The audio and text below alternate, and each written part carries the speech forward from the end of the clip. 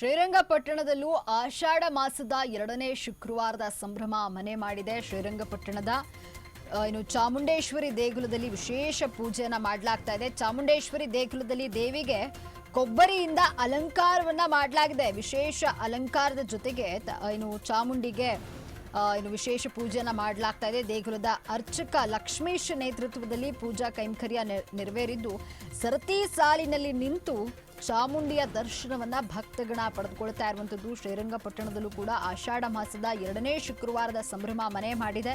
ಶ್ರೀರಂಗಪಟ್ಟಣದ ಚಾಮುಂಡೇಶ್ವರಿ ದೇಗುಲದಲ್ಲಿ ವಿಶೇಷವಾಗಿ ಪೂಜೆಯನ್ನ ಮಾಡಲಾಗ್ತಾ ಇದ್ದು, ಚಾಮುಂಡೇಶ್ವರಿ ದೇಗುಲದಲ್ಲಿ ದೇವಿಗೆ ಕೊಬ್ಬರಿಯಿಂದ ಅಲಂಕಾರವನ್ನ ಮಾಡಲಾಗಿದೆ. ವಿಶೇಷವಾಗಿ ಕೊಬ್ಬರಿಯಿಂದ ಅಲಂಕಾರವನ್ನ ಮಾಡಲಾಗಿರುವಂತದ್ದು. ವಿಶೇಷ ಅಲಂಕಾರದ ಜೊತೆಗೆ ಚಾಮುಂಡೇಶ್ವರಿ ದೇವಿಗೆ ವಿಶೇಷವಾಗಿ ಪೂಜೆಯನ್ನ ಮಾಡಲಾಗಿರುವಂತದ್ದು. ದೇಗುಲದ ಅರ್ಚಕ ಲಕ್ಷ್ಮೀಶ್ ನೇತೃತ್ವದಲ್ಲಿ ಪೂಜಾ ಕೈಂಕರ್ಯ ನೆರವೇರಿದ್ದು ಸರತಿ ಸಾಲಿನಲ್ಲಿ ಬಂದು ತಾಯಿ ಚಾಮುಂಡೇಶ್ವರಿಯ ದರ್ಶನವನ್ನ ಭಕ್ತಗಣ ಪಡೆದುಕೊಳ್ತಾ ಇರುವಂತದ್ದು. ಪ್ರತಿ ವರ್ಷ ಕೂಡ ಆಷಾಢ ಮಾಸದಂದು ವಿಶೇಷ ಅಲಂಕಾರದಲ್ಲಿ ತಾಯಿ ಚಾಮುಂಡೇಶ್ವರಿ ಕಂಗೊಳಿಸುವಂತದ್ದು. ಶ್ರೀರಂಗಪಟ್ಟಣದಲ್ಲಿ ಪ್ರತಿ ಬಾರಿಯೂ ಕೂಡ ವಿವಿಧ ಅಲಂಕಾರದಿಂದ ದೇವಾಲಯವನ್ನ ಅಲಂಕಾರವನ್ನ ಮಾಡಲಾಗುತ್ತೆ.